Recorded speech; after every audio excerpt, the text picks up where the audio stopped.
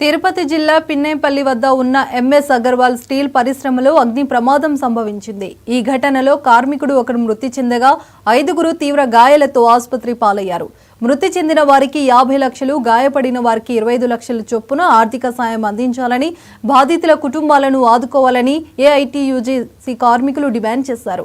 ఈ మేరకు జిల్లా లేబర్ కమిషనర్ కార్యాలయం వద్ద నిరసన వ్యక్తం చేశారు.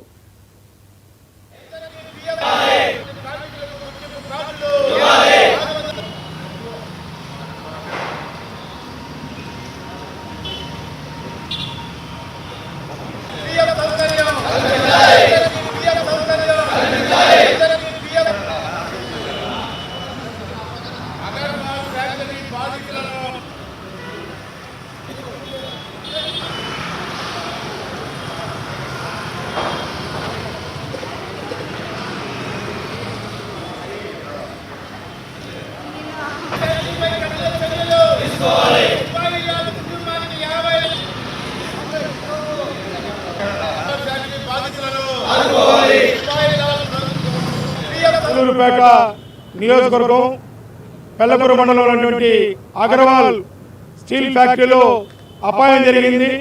ఆ అపాయంలో 6 మందికి గాయాలైనాయి. దాంట్లో ఒకరు చనిపోవడం జరిగింది. మేము నిన్న వెళ్ళి ఏఐటీసీగా పర్యటన చేశాం. అక్కడ దాదాపు 650 మంది వర్కర్స్ పనిచేస్తున్నారు. అక్కడ ఎటువంటి వాళ్ళకి సౌకర్యాలు లేవు.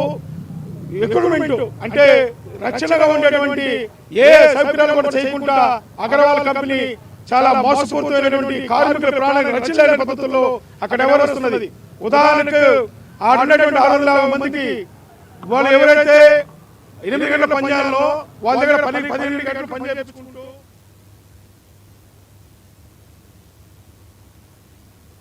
అగర్వాల్ ఫ్యాక్టరీలో కార్మిక చట్టాలన్నీ ఉల్లంఘన జరుగుతూ ఉన్నాయి. మనం 43-45 డిగ్రీల ఉష్ణోగ్రతలో రోడ్డుపై నడవాలంటే కష్టపడుతున్నటువంటి ఈ రోజుల్లో 1600 డిగ్రీలలో కార్మికులు పనిచేస్తుంటే కనీసం సిపాయిలాల్ అనేటువంటి వ్యక్తి మంటల్లో కాలిపోయాడు. అతని వయసు 29 సంవత్సరాలు. అతని మీదే ఆధారపడ్డ తండ్రి, తల్లి, తమ్ముడు ఉన్నారు. వాళ్లకు 50 లక్షల రూపాయల నష్టపరిహారం చెల్లించాలి. అదేవిధంగా మిగిలినటువంటి 5 మంది కార్మికులు తీవ్ర గాయాలతో కేడిఎం హాస్పిటల్లో ఉన్నారు. కాబట్టి వాళ్ళకి 25 లక్షల రూపాయల నష్టపరిహారం చెల్లించాలి. మొత్తం వారికి వైద్యానికి అయ్యేటువంటి ఖర్చు కూడా యాజమాన్యం భరించాలి. ఆ ఫ్యాక్టరీలో కనీస వసతులు లేవు. ఆ కనీస వసతులు లేని కారణంగా అనేక ఇబ్బందుల్ని పనిచేస్తున్నారు. మామూలుగా ఏదైనా ఒక ఫ్యాక్టరీ పెడితే ఫ్యాక్టరీలో స్థానికులకు 75% ఉద్యోగాలు ఇవ్వాలి. 650 మంది కార్మికులు పనిచేస్తుంటే 50 మంది కార్మికులే స్థానికంగా ఉండేటువంటి నియోజకవర్గంలో ఉండేటువంటి వాళ్ళు పనిచేస్తున్నారు. అది కూడా ఏ పని అంటే తోసే పని, బాత్రూములు కడిగే పని, ఆఫీసుల్లో చీలు మోసేటువంటి పని తప్ప వాళ్ళకి ఎవరికి కూడా ఉద్యోగాలు వాళ్ళందరికీ కూడా 14 నూతన సంవత్సర వేడుకల్లో భాగంగా